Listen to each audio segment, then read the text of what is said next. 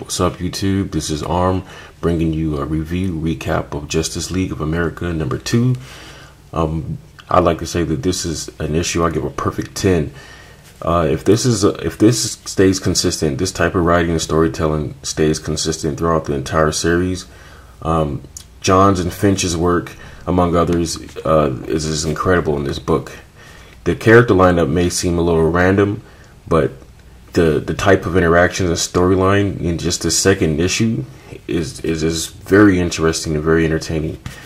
Now, I'm going to start off by just doing a quick cover look over. You see there's Simon Baz, Green Lantern, the new Green Lantern. We have Martian Manhunter, Hawkman, Catwoman, Stargirl, Katana, the new Vibe, Green Arrow, and this is Steve Trevor, aka Wonder Woman's lover slash friend, ex-lover slash friend.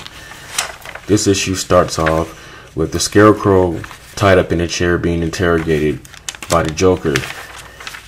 The Joker explains why he rescued the Scarecrow from being transported to Arkham Asylum, and it seems that the Joker is telling the Scarecrow that they're putting together a team and that if he needs him, all he has to do is call on him. He kind of flips it on the Scarecrow and tells him the reason why the Scarecrow puts fear into people is because he likes to have fear himself. That's why he fights the Batman. He kind of gets in the Scarecrow's head. But you know, it's an interesting interaction in between the Scarecrow and the Joker. Then we go to a scene with Amanda Waller and Steve Trevor discussing, you know, more of the team and what their team's goal is, pretty much to take down the regular Justice League. They recently, in the first issue, rescued a costumed Green Arrow who went undercover to investigate the secret society of supervillains. In this panel, the team finally meets each other, and it starts off with the new Vibe talking to his brother on the telephone, and in comes Stargirl. He introduces himself to Stargirl, and then after that, walks in the Martian Manhunter and Katana. Katana is a little standoffish, tells Martian Manhunter she has no friends, but she'll cut anyone who threatens her teammates. And this is another thing I like they do with DC and also the Avengers books. I like how sometimes the Avengers and Justice League books, they'll show the team's chairs, and then you see the symbols on the chairs. As you can see, there's Green Lanterns, there's V for Vibe, Stargirls. That's Catwoman. I couldn't even make out what her was, even in this scene when she shows up.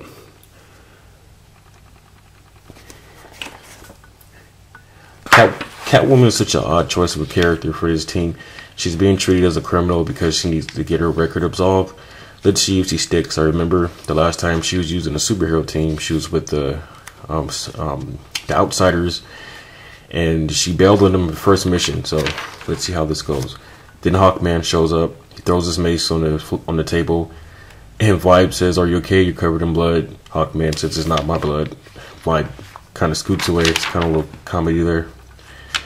I think Catwoman goes back and forth, you know, making snarky comments to Steve Trevor, Stargirl. She jumps up, she kisses Steve Trevor. He tells her not to do that again, but in traditional Catwoman faction, she actually lifted his wallet, and he has a picture of himself with Wonder Woman. And then she recalls the time. It goes to the scene where Wonder Woman says it wouldn't work out. Then she recalls Batman saying the same to her. So Catwoman she's pretty much a ace in the hole for this team. It should be interesting to see how it works out. Then, you know, they have a little PR, you know, to introduce the team. So you see Stargirl talking with President Obama while the Joker watches on TV. Then they need to know what happened on that island while Green Arrow was undercover. He's barely conscious, but the Martian Manhunter is able to go onto his head and get some information. Just a side note, the Martian Manhunter in the new 52 is a lot more aggressive, a lot more ready to just do some questionable things. He asks if he needs to change his behavior while he's in there, if he needs to erase something. He just even threatened earlier in the book to erase the mind of everyone in that building if he needs to. So Martian Manhunter is kind of kind of gone beast in New 52, which I like because I feel like he was always an underrated character. And then, you know, the Green Arrow recalls his escape from the island, you know, infiltrating society as this masked villain, you know, sort of like with a devil mask. And then, you know, I'm not sure if this is, if he was hallucinating, or these are robotic versions of the Justice League who chased him. But he fought them. He thought he was going to die, but he eventually got to a safe point. That's all he remembers until he was rescued by Argus. A little funny comment right here. He asked Steve Trevor why did he leave his mask on. Steve Trevor tells him in case he didn't want the medical staff to know his identity. But he says, you know, maybe the hood will help. The hood completes it. It's just a superhero fantasy aspect. You know, you can still tell who someone is even with that type of mask on. But so they're in that same forest, looking for the society. Catwoman, Katana, Steve Trevor, Stargirl, Martian Manhunter. Actually, no, Stargirl. Stargirl is away on a secret mission. And then in the next scene, all of a sudden, Katana disappears. Steve Trevor asks if he can trace her. And then Catwoman makes a comment. What do you suppose we do when you find this selective group? Arrest them? And then they look back, and Catwoman, she pulls a Batman and disappears. So at this point, you got Catwoman disappearing, Katana disappearing, and then all of a sudden Steve Trevor, you see a rope tie him, a lasso ties him around the neck. And then in the closing scene, you see Superman, Wonder Woman, and Batman. But you can tell it might not be them because Batman looks dead, Superman looks kind of robotic, and Wonder Woman's outfit looks quite off. So these can be clones, or they can be versions of the Injustice League, or the Injustice League from Earth 3, who knows. But it's a pretty interesting group dynamic they have going here with the Justice League of America.